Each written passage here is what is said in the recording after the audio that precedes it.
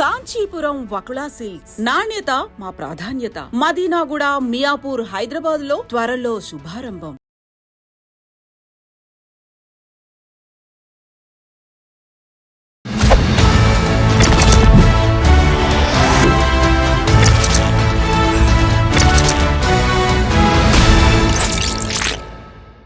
అందరికీ నమస్కారం. నేను Swaroopa Potlapalli. Welcome to trending topic.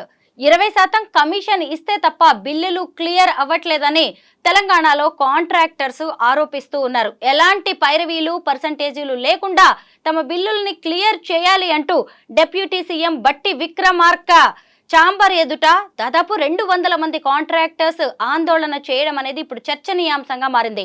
ప్రస్తుతం నాతో పాటు మాజీ మంత్రి బీఆర్ఎస్ సీనియర్ నాయకులు పొన్నాల లక్ష్మయ్య గారు ఉన్నారు. సార్తో ఈ టాపిక్ మీద మాట్లాడదాం. సార్ నమస్తే. చూసారు కదా, అంత భారీ సంఖ్యలో కాంట్రాక్టర్స్ ఒక డిప్యూటీ సీఎం చాంబర్ దగ్గరకు వచ్చి ఆందోళన చేయడం అనేది చిన్న విషయం కాదు సార్. మీరేమంటారు దీని మీద? చిన్న విషయం ఎవరంటారు? ఇది ప్రభుత్వ వైఫల్యం. రెండవది, బిల్లులు పే చేయడం ప్రభుత్వంలో ఎప్పుడైనా కొనసాగుతుండేది. కొంత ఆలస్యం కావచ్చు, కొంత త్వరితగతిన. కానీ ప్రభుత్వ అసమర్థత వల్ల ఇష్టారాజ్యంగా నచ్చిన వాళ్లకు, కావలసిన వాళ్లకు పెద్ద ఎత్తున వేల కోట్ల రూపాయలు ఇచ్చినా మధ్య తరహా వాళ్లకు, చిన్న తరహా వాళ్లకు డబ్బు మాకు రాలేదనే ఆవేదన ఒక ఎత్తు అయితే, అందుకు ప్రయారిటీగా ఇవ్వాలి అంటే దురదృష్టం. నిన్న ఏదో కావాలని అంటున్నారు అని అంతటా వచ్చింది. అంటే దాని అర్థం ఏంటి? ఆర్థిక వ్యవస్థను లేకుంటే పరిపాలన కార్యక్రమాలను అందరి కోసం వాడుకునే తీరుగా లేదు అనేది చాలా స్పష్టం. ఆవేశంతో నష్టపోయిన వాళ్ళతో, బాధతో వచ్చేవాళ్ళు చేసే కార్యక్రమాలు. కానీ అదే మీ దగ్గరి వాళ్ళు, మీకు కావాల్సిన వాళ్ళు, ఇంకా పెద్ద మొత్తాలు తీసుకోవలసి వచ్చినప్పుడు తీసుకున్న వాళ్ళు, వాళ్ళందరికీ ఎన్నికల ప్రభుత్వం రాగానే రైతు బంధును పక్కన పెట్టి, రైతు బంధు ఎన్నికల ఇది కోడ్ వచ్చిందని ఇవ్వకుండా 7,500 కోట్లను మీరు ఎవరికి ఇచ్చారో ఒక వైట్ పేపర్ ఇస్తారా? ఈ వైట్ పేపర్ ఇస్తే ఇటువంటివి రాకుండా ఉంటాయి. ఎందుకంటే మీరు అందరినీ సమదృష్టితో, సీనియారిటీ ప్రకారం డబ్బులు వస్తాయనే నమ్మకాన్ని కలిగించే విధంగా చేస్తే ఇటువంటివి రావు. 15 నెలలు అయిపోయింది. అంతకుముందు 6 నెలలు, 8 నెలలు డ్యూ ఉండొచ్చు. ఏ ప్రభుత్వంలోనైనా ఎప్పుడైనా పని చేయగానే రాదు కదా, కొంత టైం పడుతుంది. ఆ టైము ఏదైనా గీత దాటితే, ఏదైనా ఓపిక నశిస్తే, ఓపికకు పరీక్ష పెడితే వచ్చే ప్రమాదాలు, యథార్థాలు ఇవే. అందుకోసం మొదలు వాళ్లకు డబ్బులు అందజేయడం మన ధర్మం, చాలా రోజులైంది అనేది ఒక సమస్య. రెండవది, మీ చెల్లింపులు ఎలా ఉన్నాయో ఒక వైట్ పేపర్ ఇవ్వండి. ఎవరి బిల్లులు ఎప్పుడు ఇచ్చారో, ఎందుకు ఇచ్చారో, మిగతాయి ఆ పరిగణలోకి ఎందుకు తీసుకోలేదో చూసి అర్థం చేసుకునే అవకాశం ఉంటుంది. అది నేను అనేది. అక్కడే పొరపాటు జరుగుతుంది. ఇష్టారాజ్యంగా చేస్తున్నారు. ఇష్టారాజ్యంగా చేస్తే ఇలాగే ఉంటుంది. మిగతా వాళ్ళు కష్టమో, నష్టమో, ఆవేదనతోటో, అవసరానికో 20% ఇస్తే కానీ రావట్లేదని 20% ఇచ్చి తీసుకుని దొంగచాటున ఇచ్చి తీసుకునే వాళ్ళకు కూడా ఇస్తారు మీరు. నాకు తెలుసు అది. అంటే ఒక పద్ధతి ప్రకారంగా, ఒక పరిపాలన లోపల భేదభావాలు లేకుండా, వ్యత్యాసాలు లేకుండా అందరినీ సమదృష్టితో చేసి సమస్యలు వచ్చినప్పుడు మనం వాళ్ళని కాన్ఫిడెన్స్లో తీసుకోవాల్సి వస్తుంది. అయ్యా సరే, ఇప్పుడు సమస్యలు ఎందుకు వస్తున్నాయి? ఆదాయం తగ్గుతున్నది, రిజిస్ట్రేషన్లు తగ్గుతున్నాయి, మళ్ళీ మీది నుంచేమో కథలు చెప్తారు.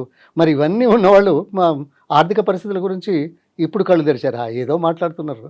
ఇప్పుడు ఇవ్వలేక, లేకుంటే ఇంకేదో చేస్తూ ఉంటే అది ఇది అంటారు. అది మీకు తెలుసు. అది ఇది కథ.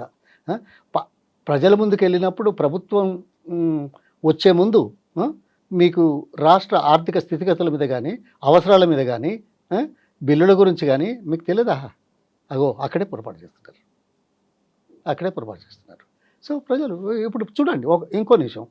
సరే, ఇదంటే వాళ్ళు ఏదో 200 మంది వచ్చారు అక్కడ అడుగుతున్నారు అనేది ఈనాటి యూనో ప్రసార మాధ్యమం ద్వారా చాలా బాగా వచ్చింది.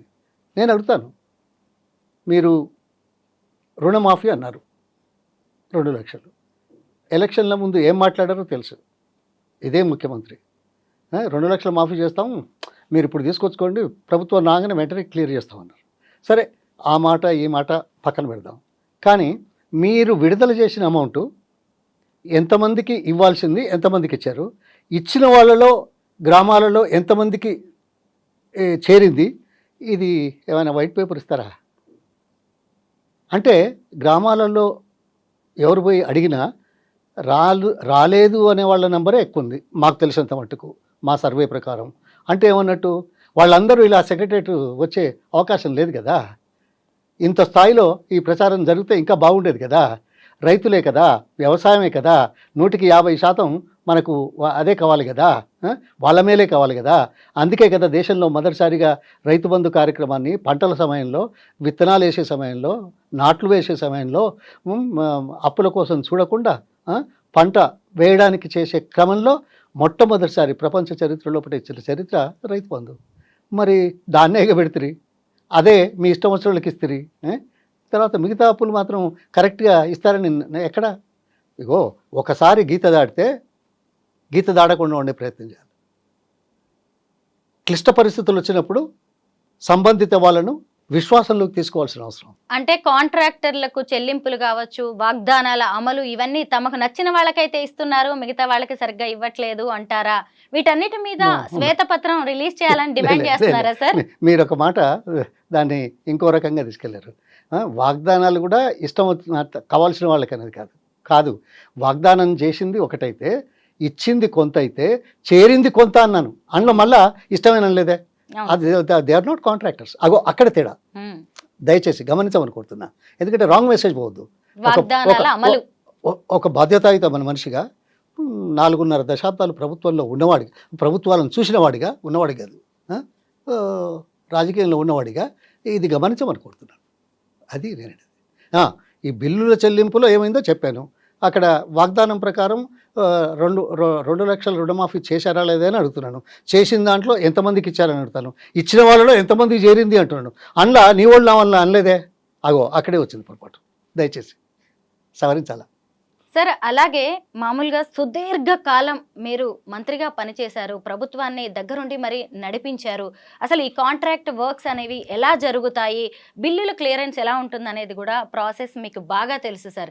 కానీ ఇప్పుడు ఇంతమంది కాంట్రాక్టర్లు వచ్చి ఆందోళన చేసే పరిస్థితి వచ్చిందంటే అసలు మన రాష్ట్ర ఖజానా పరిస్థితి ఏంటి అని కూడా అనిపిస్తుంది. ఇప్పటికైనా ప్రభుత్వం ఎలాంటి చర్యలు చేపడితే మంచిదంటే? ఓహో, వీళ్ళు వచ్చిండ్రు కాబట్టి రాష్ట్ర ఖజానా పరిస్థితి ఎట్లుందని మీరు కూడా అనుకుంటున్నారా? వాళ్ళు చెప్పినవి అనుకుంటున్నా. వాళ్ళు కూడా మా మీద బురద చల్లారు ఈ గత ప్రభుత్వం మీద. నేను అందుకే అన్నాను మొదలు చెప్పేదాంట్లో, ఎన్నికల ముందు రాష్ట్ర ఆర్థిక పరిస్థితి అర్థం చేసుకున్నారా లేదా, ఎన్నికల తర్వాత ప్రభుత్వం వచ్చిన తర్వాత సమస్యలు రాకుండా ఉండే విధంగా మీరు చర్యలు తీసుకుంటున్నారా, మీరిచ్చిన హామీలు ఆర్థిక పరిస్థితుల దృష్ట్యా సాధ్యమా అసాధ్యమా అనే దాని మీద మీరు ఏమైనా విశ్లేషించారా? అందుకే నేను 3 ప్రశ్నలు అడిగాను. ఒకటి, గత ప్రభుత్వంలో తీసుకున్న సంక్షేమ కార్యక్రమాలు అన్నీ కొనసాగిస్తామనే మాట చెప్పగలుగుతారా? నంబర్ 1. నంబర్ 2, మీ 420 కానీ 6 కానీ 5 గ్యారంటీలు కానీ వీటికి మీరు ఇస్తున్న దాంట్లో డిబేట్ ఉంటుంది, ఇచ్చారా లేదా అనేది మనం ప్రశ్నిద్దాం. కానీ ఈ 3ంటికి ఎంత డబ్బు అవసరమో కనీసం చెప్తారా సంవత్సరానికి? నేను ఇస్తలేరు ఇయ్యరు అని నేను అనలా. ఈ 3ంటికి ఎంతేదో చెప్పగలుగుతారా? బాధ్యత కదా.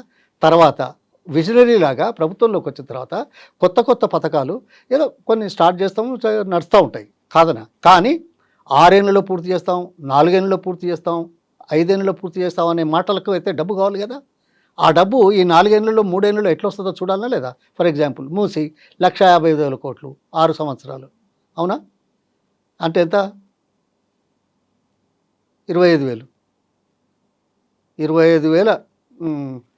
26,750 ఎంత ఉంటుంది? 25,000 అనుకో. తర్వాత 24 లక్షల ఇల్లు 4 ఏళ్ళల్లో 5 లక్షలు చొప్పు వేసినా 120 లక్షలు. 120 లక్షలు అంటే 4 ఏళ్ళు ఎంత అవుతుంది? 30 లక్షలు. అది 25, ఇది 30, 55 లక్షలు, అవునా? అది కాకుండా మీరు ఏది గ్రీన్ పవర్ 24,000 మెగావాట్స్ ఎంతో తెలుసా? అదొక 1,20,000 కోట్లు.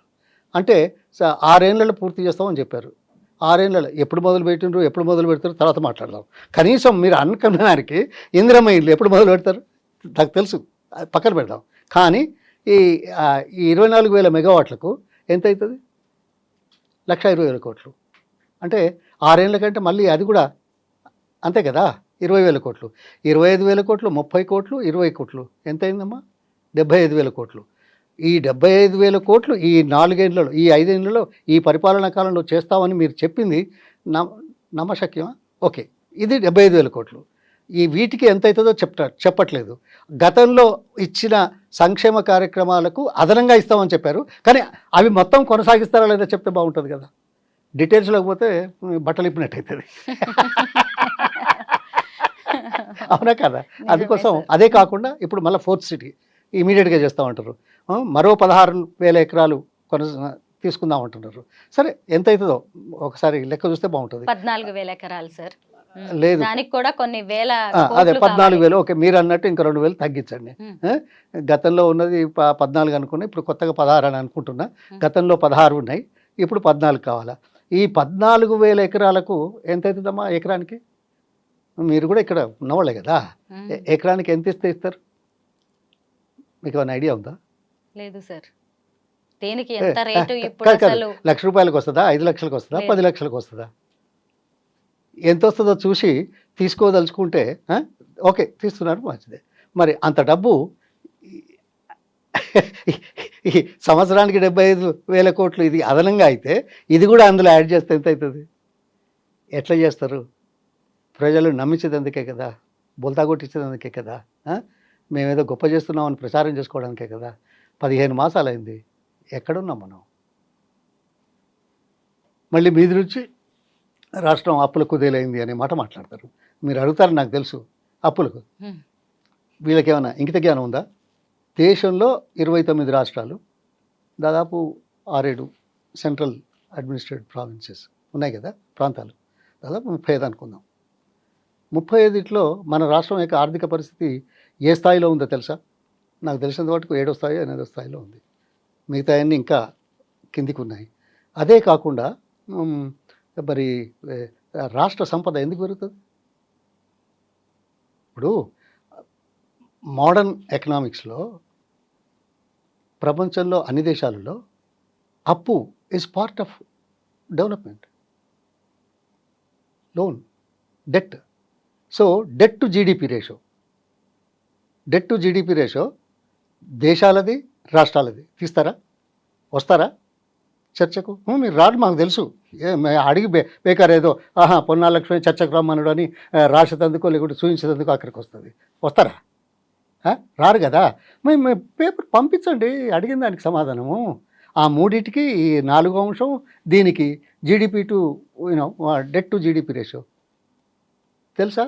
అమెరికా డెట్ టు జీడిపి ₹100 సంపద అయితే ఎంత? ₹120 అప్పు ఉంటుంది. జపాన్ది ₹100 సంపద సృష్టిస్తే ₹160 డెట్ ఉంటుంది, అప్పు ఉంటుంది. సరే, ఆ పరిస్థితులు వేరు, అది ఎందుకున్నది వేరు, మాట్లాడదామంటే మాట్లాడదాం. కానీ భారతదేశం యొక్క జీడిపి డెట్ ఎంత ఉన్నది? అంతకుముందు గతంలో 70 వరకు పెరిగింది. ఇప్పుడు ఈ ప్రభుత్వం వచ్చిన తర్వాత 87% వచ్చింది. అంటే ₹100 సంపద అయితే ₹87 అప్పు. అట్లాగే మన రాష్ట్రం ఎంతో తెలుసా? అన్ని రాష్ట్రాలకు తీస్తారా? దాదాపు 14 లక్షల కోట్ల రాష్ట్ర సంపద అయితే 4 లక్షల కోట్లు ఏదో ఉన్నది. అదంతా నాట్ ఈవెన్ 27%. ప్రపంచ దేశాలలో ఎలా ఉంది? దేశం ఎంత ఉంది? దేశం 87 అయితే మనది 27% కూడా లేదు. మీ మిగతా రాష్ట్రాలు అన్నిటికంటే మెరుగ్గా ఉంది. దీనికి సమాధానం ఏం చెప్తారు? ఏదో కళ్ళబొల్లి వాళ్ళు వచ్చారు కదా, లేదు అప్పుల పాలైంది, వడ్డీలు కడుతున్నాం, మాట్లాడిస్తే అయిపోతుంది. అంతకు తప్ప ఇంకేం లేదు. నేను అదే అన్నాను, పంటలు ఊరికిన పండుతాయా? 65 లక్షల టన్నుల నుంచి 3 కోట్ల టన్నుల వరకు. ప్రపంచంలో ఎక్కడైనా ఏ రాష్ట్రంలోనైనా ఎక్కడైనా ఇంత 10 ఏళ్లలో ఇంత అభివృద్ధి, అంటే ఇంత పంటలు పండించే అవకాశాలు కలిగినాయా? సాంకేతికత పెంచుకున్న దేశాలలో కూడా ఇంత మార్పు రాలేదే. ఇక్కడ ఎందుకు వచ్చింది? విజిలేస్తే ఈలగొడితే వచ్చిందా, స్లోగన్ ఇస్తే వచ్చిందా? దానికి కావాల్సిన మౌలిక వసతులు కల్పించడంతో పాటు రైతులకు కష్టం లేకుండా పంటలు వేసే సమయంలో ఆదుకునే పరిస్థితులు సృష్టించిన చరిత్రతో వచ్చింది. అది గమనించాలి, అది అర్థం చేసుకోవాలా. సరే, ప్రచారం దుష్ప్రచారం, తర్వాత ఒకరి మీద ఒకరు అనడం, వాళ్ళు అన్నారు కాబట్టి ఇది అనడం, ఇవాళ ఉన్న పరిస్థితుల్లో వాళ్ళు అన్నారు కదా మీరెందుకు అనరు అని అడిగేవాళ్ళు దీనికి ఏం సమాధానం చెప్తారు, ఇవన్నీ ఉంటాయి, కాదనేది కాదు. అందుకే ఎన్నికల ముందు ఎన్నికల తర్వాత ప్రభుత్వ పాలన లోపల మనం చెప్పిన దానికి, చేస్తామన్న దానికి, చేసేదానికి ఇది సమతూకం వేసి పరీక్షించి జనం ముందుకు వెళ్ళడానికి చేసే ప్రయత్నం చేయాలి.